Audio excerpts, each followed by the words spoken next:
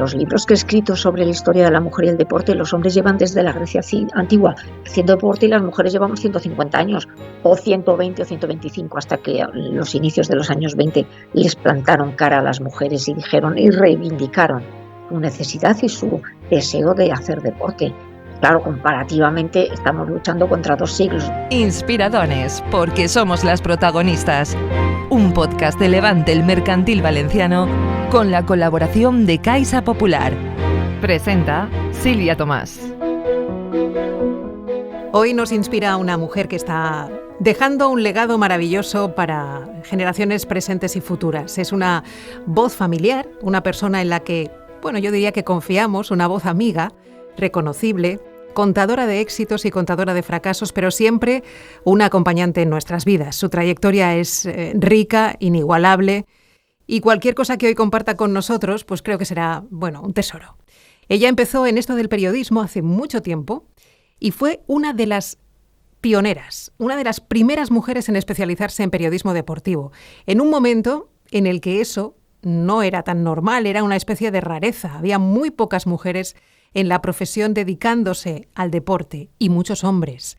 Y algunos de esos hombres, no se sentían cómodos o no entendían cómo María Escario, Olga Biza, Mari Carmen Izquierdo o nuestra prota contaran las cosas del deporte. Si fuera deportista tendría, yo creo, un récord Guinness. 37 años de carrera profesional de periodista. Durante ese tiempo ha cubierto más de 60 campeonatos mundiales europeos, 14 Juegos Olímpicos y 4 Juegos Mediterráneos. Estad atentos porque nuestra invitada es bastante sincera, es transparente y sobre todo es inspiradora. Paloma del Río, ¿qué tal? Bienvenida. Muchísimas gracias. Pues un placer estar ahí con vosotros. Que estás muy activa, Paloma, ni para nada retirada ni parada.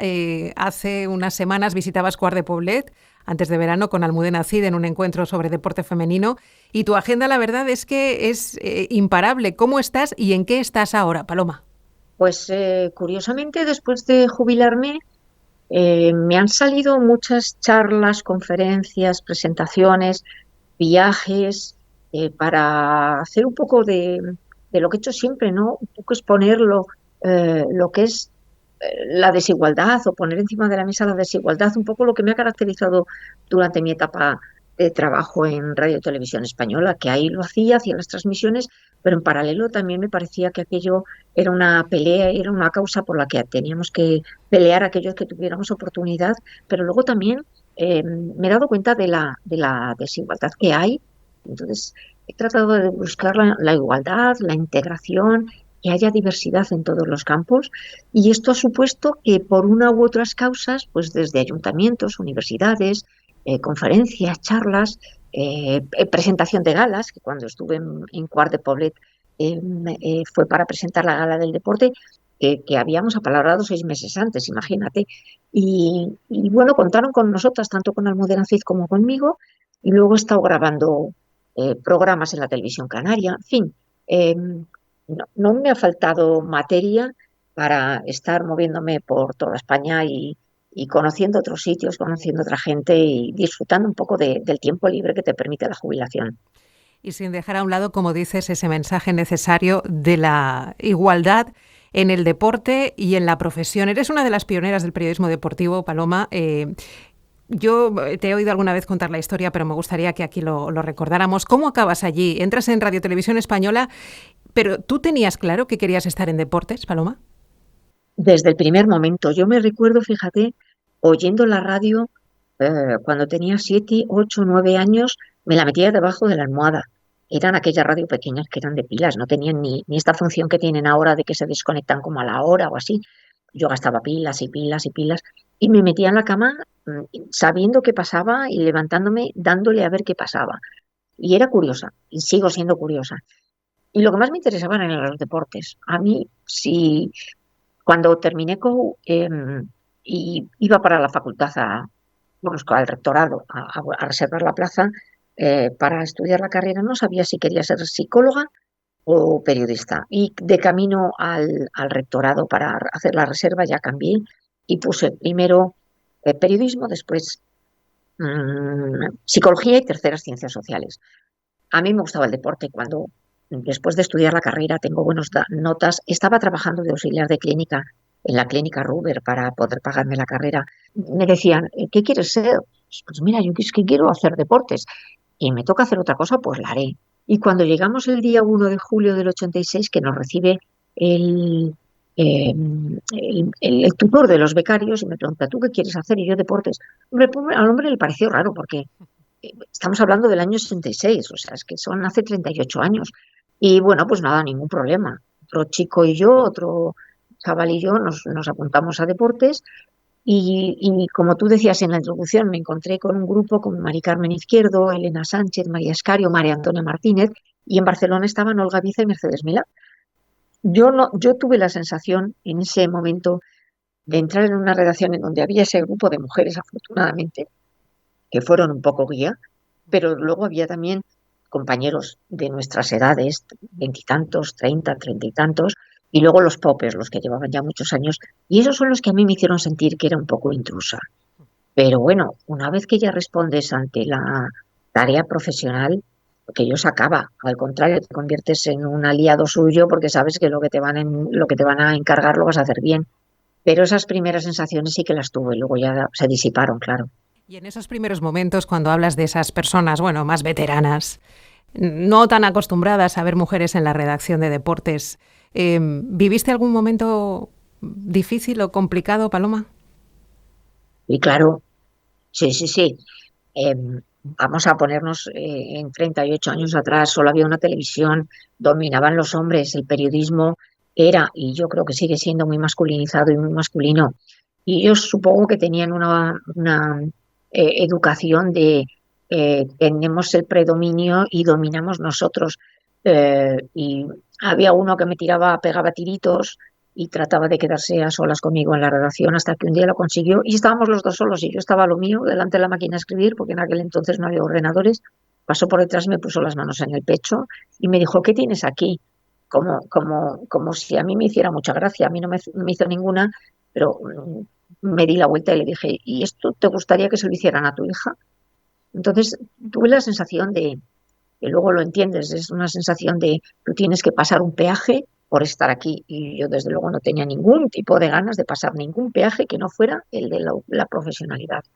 Y yo creo que en aquel entonces era una sociedad en la que los hombres consideraban o este tipo de personas consideraban que había una cuota sexual que pagar por estar en determinados sitios y desde luego yo no tenía ninguna intención y tenía las cosas muy claras. Llevaba trabajando desde los 19 años, tenía veintitantos y ya no tenía muchas ganas de estar lidiando con semejantes personajes. Qué importante es que nos cuentes esas cosas, Paloma. Incluso hoy en día, en el mundo deportivo, las mujeres, las deportistas, tampoco lo han tenido fácil. Aunque nos gusta pensar que algo está cambiando en los últimos años, que cada vez las vemos más, que los medios empiezan a hablar del deporte en clave femenina, pues mejor, ¿no? ¿Crees que realmente lo que está pasando es que hablamos más de deporte femenino, se habla mejor del deporte femenino, a las mujeres en los medios se las trata más o estamos viviendo un falso buenismo? Es que, claro, la situación es complicada. Yo de esto también te he oído hablar algunas veces, Paloma. Yo creo que progresivamente, cada vez que aparece con el paso del tiempo más deporte femenino en televisión, se habla más. No lo suficiente, ni mucho menos, pero si miro con la perspectiva de los años, muchísimo más en cuota de pantalla y en tantos por cientos y en cuantificado, en horas y minutos de emisión, mucho más deporte femenino. Luego que le interese a la gente o no, eso es otra historia, porque la gente está acostumbrada a ver el deporte masculino, pero no el deporte femenino. El deporte femenino no es comparable al masculino, tiene sus cosas buenas y su manera de jugar y su manera de entretener, otra potencia, otra velocidad, es otra cosa, es deporte femenino y lo tienes que ver como deporte femenino sin compararlo con el deporte masculino. Ahora bien, está claro que los patrocinadores, hay algunos que han optado por el deporte femenino de una manera fehaciente y quieren ver su deporte o los deportes que patrocinan en la televisión. Y eso hace que vayan ganando adeptos de todos los tipos. No solo parece que el deporte femenino lo tienen que ver las mujeres, no, también lo consumen los hombres. Y esto es interesante de evaluar. ¿Es suficiente? Me parece que no. Es que en los libros que he escrito sobre la historia de la mujer y el deporte, los hombres llevan desde la Grecia antigua haciendo deporte y las mujeres llevamos 150 años, o 120 o 125, hasta que a los inicios de los años 20 les plantaron cara a las mujeres y dijeron y reivindicaron su necesidad y su deseo de hacer deporte. Claro, comparativamente estamos luchando contra 2 siglos, 150 años. Yo muchas veces pienso si a las mujeres nos hubieran dado la oportunidad desde la Grecia antigua de participar en las competiciones deportivas, a lo mejor estábamos hablando de otra situación, pero la que tenemos va mejorando y hay muchos patrocinadores que quieren invertir en deporte femenino y a mí me parece maravilloso que lo quieran hacer porque es tan digno y tan divertido y tan entretenido como el deporte que practican los hombres. Absolutamente. Bueno, acabamos de pasar unos Juegos Olímpicos. Tú has vivido 14, si no me equivoco, como profesional en las retransmisiones. La ilusión, las ganas, los nervios, los miedos, ¿cuáles eran las sensaciones con las que Paloma del Río partía a cada viaje a los Juegos? Pues mira, no sé de dónde ha salido el dato de los 14, pero han sido 16, 9 de verano y 7 de invierno. No quitemos ninguno, 16. 16, eso es. Mira, este año, primera vez desde hace 40 años, mientras estaba estudiando la carrera en el Ruber, tuve la oportunidad, los últimos juegos que vi como espectadora fueron los Juegos de Los Ángeles, hace 40 años, porque estaba en el turno de noche y claro, por el cambio de hora los Juegos Olímpicos eran de noche. Y este año los he visto desde casa, en horario europeo, sin tener que madrugar ni trasnochar.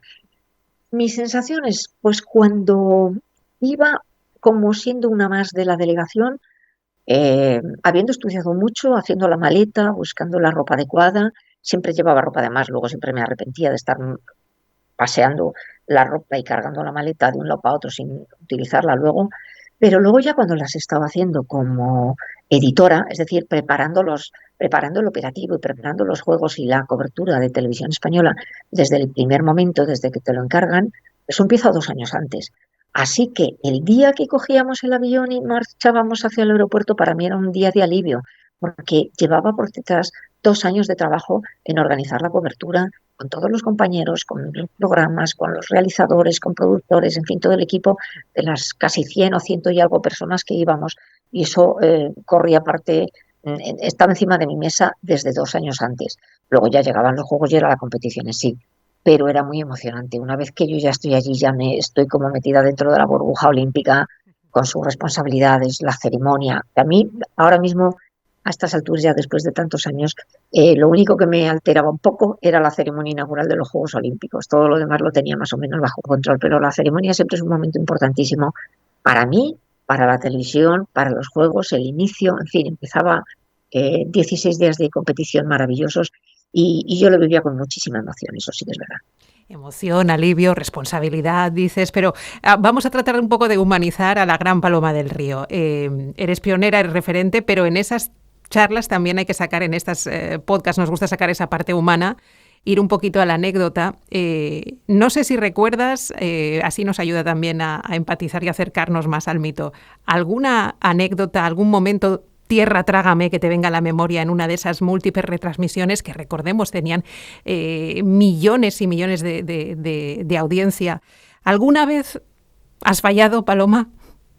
Uy, sí, pero sí, claro que sí, me equivoco y yo creo que con la misma naturalidad que me equivoco, me desquivoco, o sea, me desequivoco y digo, me he equivocado, he dicho un dato, a ver, si es que es normal, es que todo el mundo mete la pata en algún momento, imagínate en algún dato, cuando estás procesando sobre la marcha tantos datos, casi de inmediato, sumas, restas, cálculos, pero luego etapas muy divertidas, de verdad, de ataques de risa, de ataques de tos, de que a veces tienes que ir al baño porque es que no puedes más y te tienes que marchar. Y yo pienso que he comido anoche o que he cenado anoche, que me está sentando tan fatal. Eh, Momentos de llorar, momentos de reír. Me acuerdo una vez en Torre España con la emoción de Javier Fernández, el patinador. Estaba conmigo Susana Pales y Susana se ponía muy nerviosa y se iba levantando, iba saltando a la vez que saltaba Javier, y en una de estas, en la silla que teníamos, una silla de ruedas de estas de oficina, y no sé cómo le dio una patada, la silla se echó para atrás, cuando se fue a sentar se cayó de culo, o sea, de tener que cerrar los micros de los ataques de risa y cosas por el estilo, pero de puertas para adentro es muy divertido y yo creo que al final la gente detecta también esa diversión que a la hora de hacer las transmisiones he tenido con todos los compañeros y las compañeras que he tenido a mi lado haciendo los comentarios técnicos. Y lo que a mí me ha llegado siempre es la naturalidad, la facilidad de entender los términos técnicos de unos deportes tan complicados como son la gimnasia o el patinaje, que son muy técnicos y muy difíciles de entender si no te los explican bien. Y la gente, mira, Lorenzo Milá, mucha gente me decía, dices que parece que te tengo sentada en el salón de casa y me lo estás explicando a mí. Y eso es muy bueno que te digan eso, porque eso significa que estás llegando a la gente. Absolutamente. Bueno, Paloma, en mi promoción ya muchas mujeres se dedicaron al periodismo deportivo y me consta que mujeres como tú, como Mari Carmen, como hablábamos, como Olga, como María, como Elena, abristeis la puerta. No sé si eres consciente de que has sido inspiración para muchas profesionales que hoy en día se dedican al mundo del periodismo deportivo. Pues no lo era, pero a base de decírmelo a la gente, pues ya estoy empezando a pensarlo, ¿eh? Porque, mira, cuando me llamó el ministro de Cultura para decirme que me habían dado el Premio Nacional de Televisión de este año 2024, que yo estaba en la compra, ya ves tú. Lo único que se espera uno en el supermercado es que te llame un ministro a media mañana y te diga, soy el ministro de Cultura. Digo, pues mira, qué bien. Pero cuando me lo dijo y la nota de prensa que hizo el Ministerio de Cultura para anunciar el premio, era la cantidad de personas que se han reflejado en mi figura para luego ser periodistas.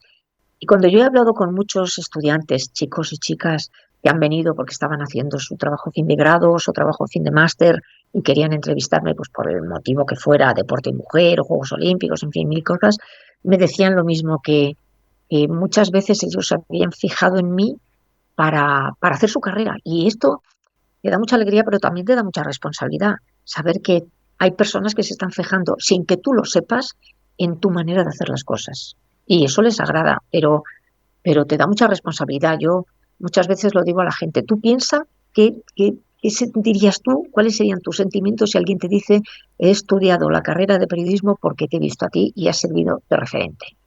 Uf, te abruma mucho un poco. Así es. Bueno, pues vamos a aprovechar ese gancho, Paloma, para cerrar esta maravillosa conversación. Premio Nacional de Televisión 2024 es uno de los máximos reconocimientos a los que puede aspirar un profesional de televisión y, como decías, Paloma, se te otorga por muchas razones, pero sobre todo porque has servido de ejemplo. ¿Qué le dirías? Porque hemos escuchado lo que te dicen esos jóvenes, pero ¿qué les dirías tú a esos jóvenes que puedan estar escuchando este podcast a través de Levante, el Mercantil Valenciano?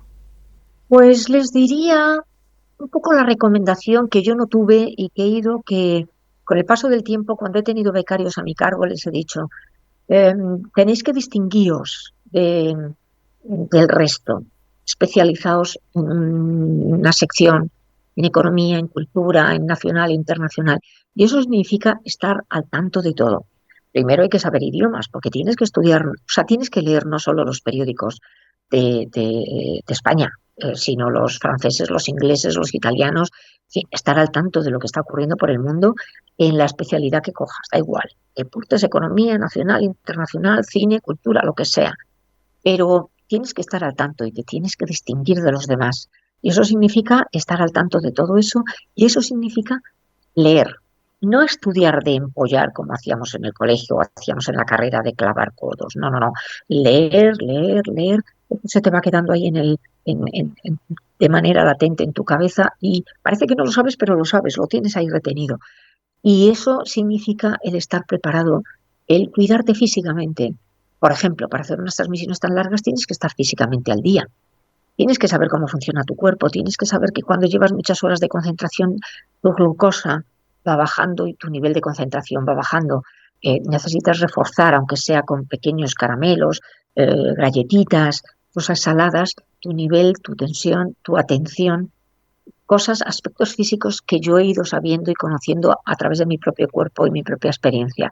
Y eso he intentado trasladárselo a los alumnos que me han dicho, oye, ¿qué puedo hacer? Pues mira, estudia, lee, lee, lee, no te cortes. Como me dijo mi tía cuando yo era pequeña, el mundo es de los intrépidos, no esperes a que vengan a ti, tienes que ir tú a la fuente, tienes que coger el teléfono, tienes que llamar, porque no te van a llamar, a ti no te va a llamar Richard Gere para que le hagas una entrevista, eres tú el que tienes que interesarte en buscar a Richard Gere y buscar los medios, y esto es cabeza, rapidez, ser un poco hábil a la hora de buscar los medios para llegar a esa fuente o a esa entrevista que quieres hacer. Hay que estar alerta y hay que estar al tanto, y además ahora, con tanta competencia como hay, porque yo cuando llegué solo había una televisión, pero es que ahora hay múltiples televisiones y múltiples canales de internet, de televisión, autonómicas, privadas, en fin, hay muchos canales, lo cual ahora tienes que ser todavía mucho más rápido de lo que yo fui. Pues suscribo absolutamente, Paloma, y agradezco el momento en el cual te busqué, te encontré y encontramos los medios para poder hacer esta entrevista. Ha sido un placer escucharte y gracias por tanto, Paloma del Río. Muchísimas gracias a vosotros, que tengáis buena jornada, buen día, buen otoño, de todo. Inspiradones, con Silvia Tomás.